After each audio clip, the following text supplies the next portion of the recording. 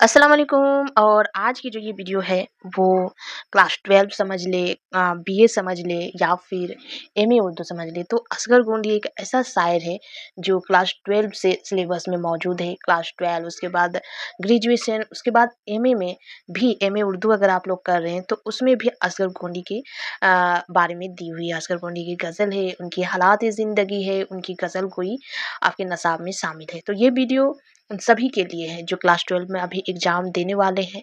उसका भी ये सवाल आते हैं, असगर गोंडी की गज़ल कोई अगर ग्रेजुएशन है तो ग्रेजुएशन में भी ये क्वेश्चन आते हैं।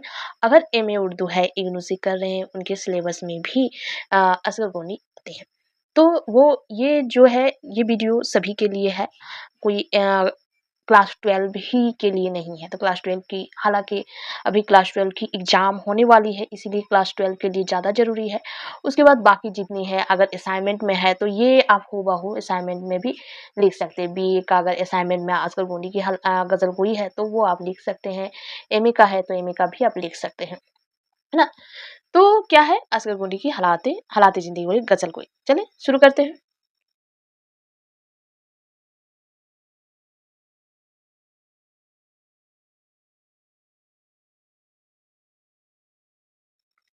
शायरी में असगर ने मुस्तकिल तौर पर किसी से इस्लाह नहीं ली और ना ही किसी के बाकायदा जो है शागिर्द रहे, है ना? वो खुद ही अपने शायरी का शागिर्द थे और खुद ही जो है करते। इब्तिदा जो है कुछ दिनों तक मुंशी खलील अहमद से इस्लाह ली, फिर कुछ गज़लें मुंशी अमीरुल्लाह तस्लीम को दिखाए, उसके बाद ये सिलसिला जो बंद हो गया। मतलब पहले-पहले दिखाते थे इन लोगों को, लेकिन उसके बाद ये भी बंद हो गया।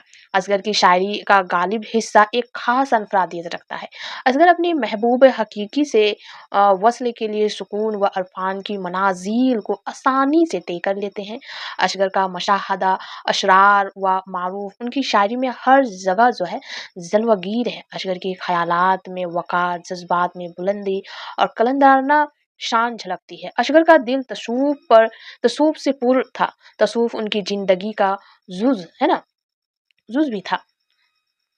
यूँ तो असगर ने नज़्में भी लिखी है ना? अगर हम देखते हैं तो उन्होंने नज़्में भी लिखी हैं और गज़लें भी लिखी, लेकिन उनका ख़ास मौज़ूए सख़न जो है वो गज़ल ही रहा। फ़लसफ़ाना हुकूमत गज़ल का रूप लेकर जब असगर की शायरी में ढलते हैं तो जज़्बा इज़हार दो आस्ता हो जाता है। उनकी नुक्ता-ए रस और बलीग़ फ़िक्र आम जज़्बाती सतह से बुलंद होकर इंसानी रूह के लुत्फ़ हक़ाइक़, है ना?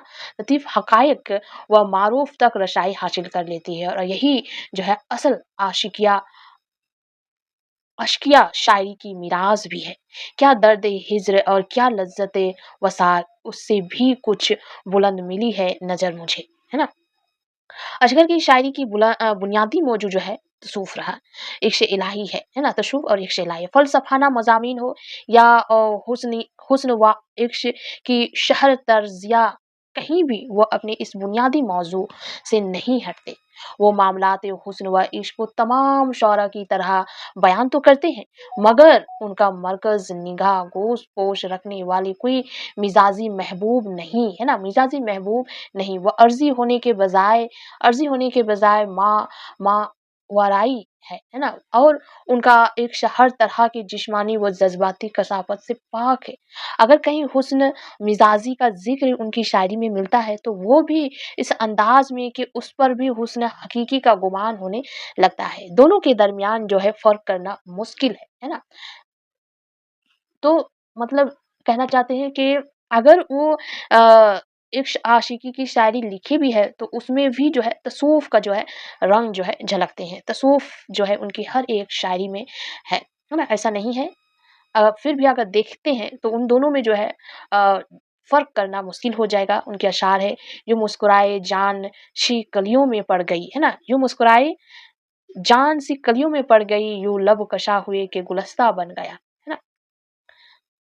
ये भी कुदरत की तारीफ़ कर रहे हैं, लेकिन अगर देखा जाए तो आपको लगेगा कि हुस्न इश्क की बातें कर रही है, लेकिन अगर इसकी मरकज़ी ख़्याल को देखा जाए तो तसव्वुफ़ की ही रंग है। दरअसल उनकी शायरी में रचे हुए रंगीन तसव्वुफ़ ने दोनों को इस तरह से रंग दिया कि उनमें इम्तियाज़ करना दुश्वार और एक दूसरे से अलग करके देखना दुश्वार तो हो गया। दुश्वार हो गया है ना? क्योंकि दोनों इस तरह से वो लिखे हैं कि दोनों तरह की जो है मीनिंग आपको माने देखने को मिलेगी। वो हुस्न हकीकी को ज़्यादातर हुस्न मिज़ाजी की शक्ल में पेश करते हैं और उस हुस्न के जलवा रंगीन के माने हैं। यानी लफ्ज़ियात को इस्तेमाल करते हैं जो हुस्न ज़ाहिर के लिए मखसूस है ना? असगर ने बहुत कम लिखा है लेकिन जो कुछ लिखा है वो इंतखाब है।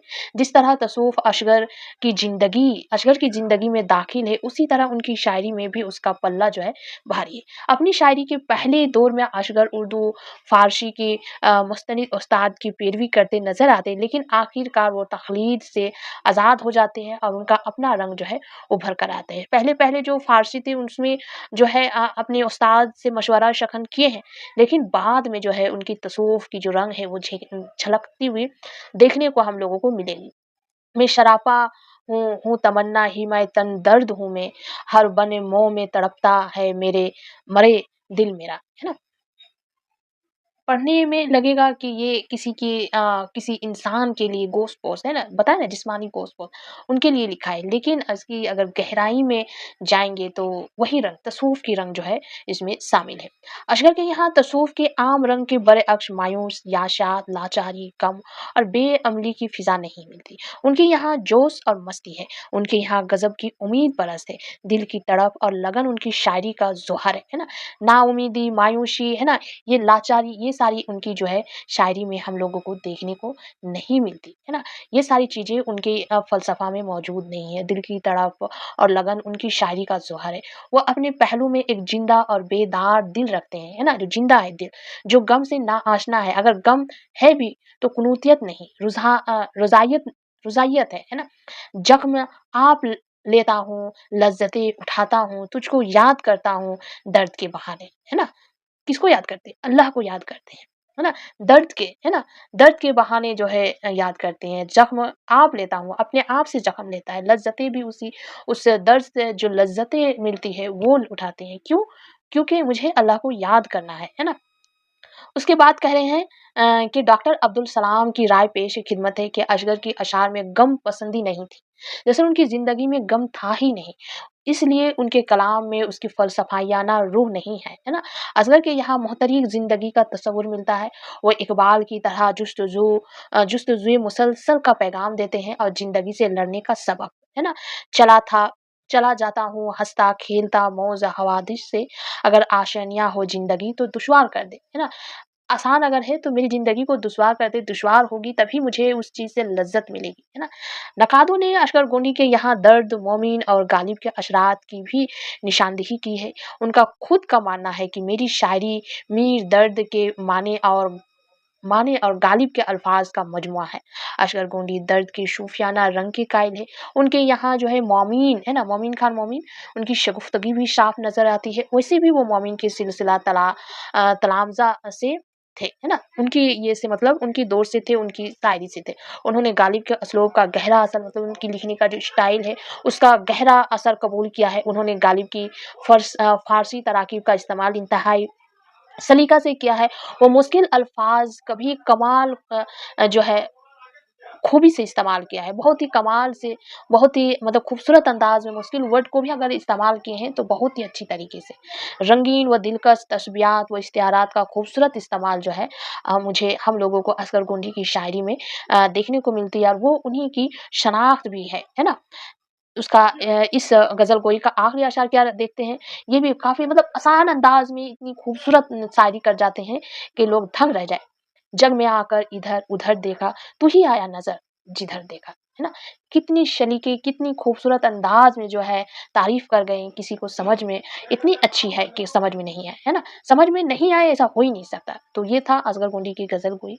बहुत ही मैंने काफ़ी कट-छट करके कम लिखने की कोशिश की हूँ, तो आप लोग एक मर्तबा देख लें, पढ़ लें, है ना?